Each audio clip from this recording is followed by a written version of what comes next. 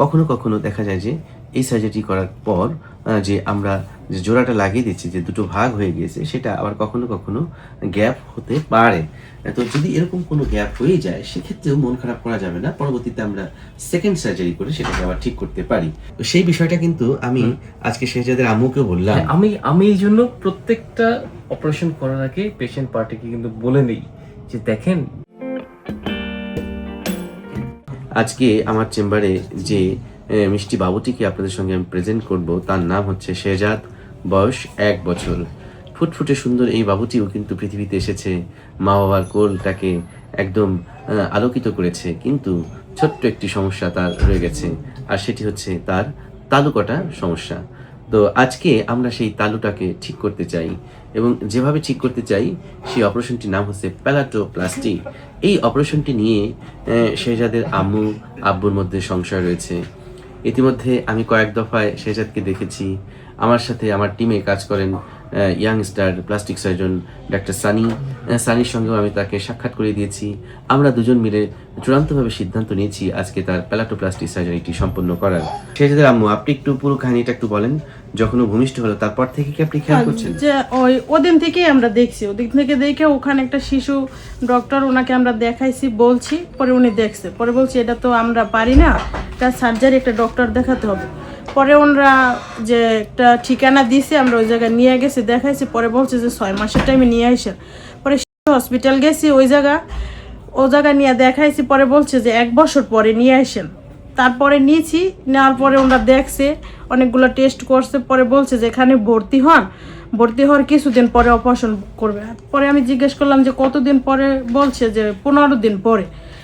এতদিন তো আর ওখানে হসপিটাল ভর্তি হয়ে থাকা সম্ভব না, কারণ আমার বাসায় কেউ নয়, বাচ্চাটা একা নিয়ে।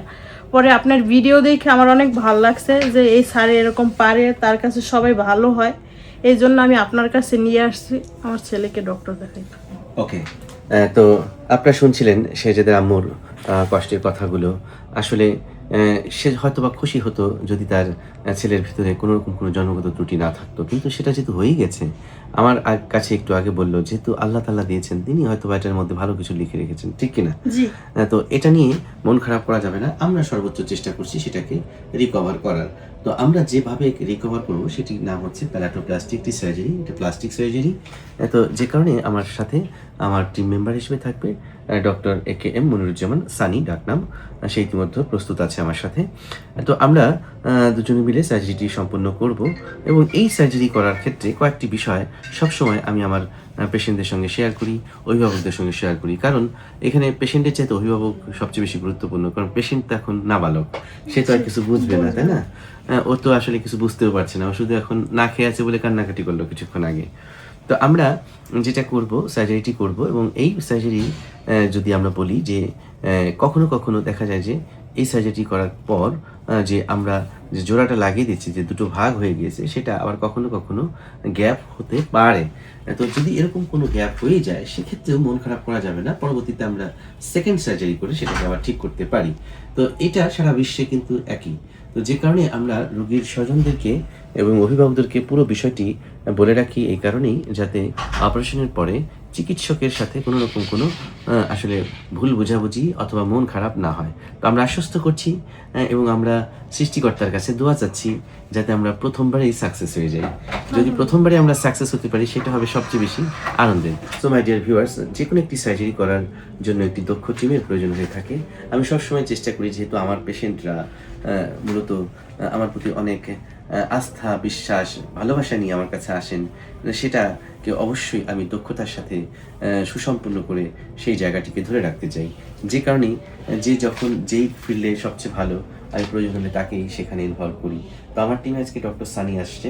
আমি সানি, তোমার কাছে একটু জানতে চাই যে আমরা যে প্যালাটোপ্লাস্টি সার্জারি কিন্তু ইতিমধ্যে অনেকগুলো করেছি, তো আমাদের একটি কেস একটু ফেল হয়েছিল, যেটা আমরা ফিস্টুলা হয়েছিল, বাট সেটা কিন্তু আমরা সেকেন্ড সার্জারি করে ঠিক করেছি, এবং মহান সৃষ্টিকর্তার কৃপায় সে এখন ভালো আছে। ওকে, তো সেই বিষয়টা কিন্তু আমি আজকে শেহজাদের আম্মুকেও বললাম। আমি এই জন্য প্রত্যেকটা অপারেশন করার আগে পেশেন্ট পার্টিকে কিন্তু বলে নেই যে দেখেন, যেই কমপ্লিট ক্লেফট, ওয়াইড ক্লেফট, এই ধরনের কেসে কিন্তু আমরা যতই চেষ্টা করি, একটা চান্সেস থাকে যে প্যালাটাল ফিস্টুলা হতে পারে। Right. যদি হয় সেক্ষেত্রে হয়তো সেকেন্ডারি সার্জারি লাগতে পারে। হ্যাঁ, এই কথা আমরা কেন বলি, কারণ রোগীরা পরবর্তীতে চিকিৎসকের বিষয়ে তাদের একটি নেতিবাচক ধারণা তৈরি হতে পারে যে হয়তো উনি ভালো করে করেননি, অথবা উনি এই জায়গাটিতে কেন হলো, তাই না? তাই হওয়াটাই স্বাভাবিক। আর জি। প্যারাটাল ফিস্টুলা যে শুধুমাত্র সার্জিক্যাল প্রবলেম ব্যাপারটা তা না, বাচ্চার গ্রোথের সাথে রিলেটেড, বাচ্চার হাত দেওয়ার সাথে রিলেটেড, বাচ্চার হাইজিনের সাথে রিলেটেড, ফুড হ্যাবিটের সাথে রিলেটেড। তো এটা মাল্টিফ্যাক্টরাল। তো এর মধ্যেও যেই কেসগুলো আমরা দেখি যে অনেক হোয়াইট কমপ্লিট প্যালেট, আমরা কিন্তু বলে নেই যে দেখেন এরকম কিছু চান্সেস কিন্তু আছে যেটা পরবর্তীতে ছিদ্র থাকতেও পারে, যদি থাকে হয়তো সেকেন্ডারি সার্জারি লাগবে। এক্স্যাক্টলি। তো আমরা সবকিছুকে মাথায় রেখে অত্যন্ত সুন্দরভাবে কাজটা করতে যাচ্ছি। শেজাদের আম্মু, আমি আপনাদের দোয়া চাই